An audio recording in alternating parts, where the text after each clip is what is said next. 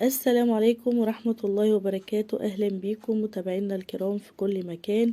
كل واحد مننا لما بيجي يشتري جهاز وبيبقى محتار بيحب يسمع رأي حد تاني، وأنا النهاردة جاية أنقل لكم تجربتي مع الكبة سكاني. هي كبة الساعة بتاعتها 2 لتر، معاها ضمان لمدة عام. الكبة تصميمها حلو وقطعة ديكورية جميلة في المطبخ. الموتور مزود بسرعتين، ليها غطا شفاف علشان نقدر نتابع الخليط ونشوفه.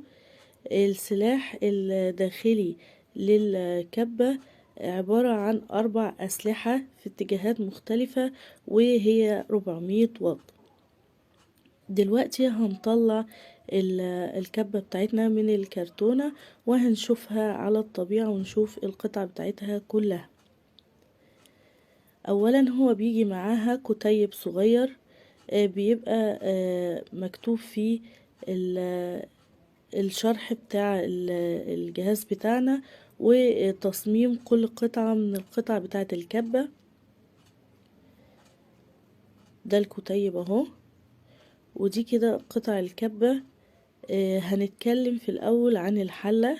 الستانلس بتاعها نضيف. هي سعة 2 لتر، يعني مش صغيرة، كويسة برضو وعملية وتفيد. الغطا بتاعها تصميمه محكم جدا، ليها يدين من الجناب كده عشان تبقى قافلة على الكبة كويس. والتصميم بتاع الغطا مجوف علشان يبقى ضاغط على الحلة بتاعتنا وما يحصلش اي تسريب. كمان فيها جوان، الجوان ده بيزيد الامان، مفيش حاجة تخرج برا الكبة واحنا بنفرم او بنعمل اي حاجة. شايفين ادي الجزئين اللي في الجناب قفلوا وحكموا الحلة بتاعت الكبة كويس. وادي التجويفة بتاعت الغطا، وادي الغطا الشفاف والجوان اللي بيحكم الغطا بتاعنا. هنا بقى السلاح بتاع الكبة، شايفين كل شفرة من الشفرات في اتجاه، بحيث ان هي طول ما الكبة شغالة السلاح يلم الخليط اللي جواها. كمان القطعة اللي بتتركب في الترس معدن مش بلاستيك، ف ده كويس علشان بتبوظ البلاستيك بسرعة. كمان ليها قائم جوه الحلة زي عمود صغير كده بيتثبت عليه السكينة بتاعتنا. شايفين وهي بتلم الخليط من كل الاتجاهات. وده اكتر حاجة عجبني فيها بصراحة، ان الاسلحة كلها مش في اتجاه واحد، علشان مش كل شوية اقعد افتح الغطا والم الخليط بمعلقة. كمان القائم ده او العمود ده مزود بمسمار، بحيث انه تقدروا تفكوه وتنضفوا لو في حاجة دخلت حوالين القائم وعايزين تنضفوه.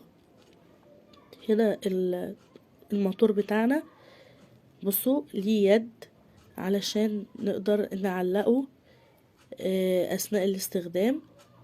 ادي السرعة الاولى وادي السرعة التانية. بس طبعا احنا لو هنفرم حاجة قوية بنستخدم السرعة التانية على طول، لكن السرعة الأولى دي للخفق البسيط. ادي شكل الموتور، والموتور بتاعها ما شاء الله حاجة قيمة كده وتقيلة في الإيد. كمان لونها حلو، يعني أنا عجبني كمان لونها، ألوانها حلوة قوي مع بعضها. ادي شكل العلبة بتاعتها. في منها 2 لتر وفي منها 3 لتر وفي منها 5 لتر. ال3 لتر وال5 لتر كل اللي بيزيدوا فيه الواط، وان السرعات بتاعتها 3 سرعات مش سرعتين. الحقيقة انا جبت حاجة عملية وفي نفس الوقت سعرها كويس.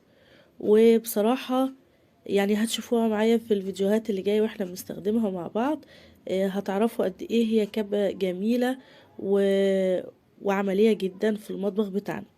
ادي الكبة بالاجزاء بتاعتها. بصراحة يعني هي حلوة في الشكل والتصميم واللون، ومعاها ضمان سنة. وفكرة السلاح بتاعها اللي هو بيفضل طول الوقت يجمع لنا الخليط، مش كل شوية احنا نفتح الغطا ونجمع الخليط. وفكرة ان هي 400 واط دي مش قليلة برضو، بتفرم، وهتشوفوها معايا في بعض الفيديوهات وانا بستخدمها. بتفرم وبتطلع لنا الفرم ناعم. وفي الفيديوهات اللي جاية ان شاء الله هنستخدم الكبة مع بعض كتير، وهتشوفوا هي قد ايه عملية وشغلها مريح جدا في المطبخ. وده كان فيديو النهاردة، واتمنى يكون عجبكم. لو عجبكم هستنى تعملوا شير ولايك للفيديو، وتدوسوا على زر اشتراك وتفعلوا الجرس علشان يوصلكم مننا كل جديد. والسلام عليكم ورحمة الله وبركاته.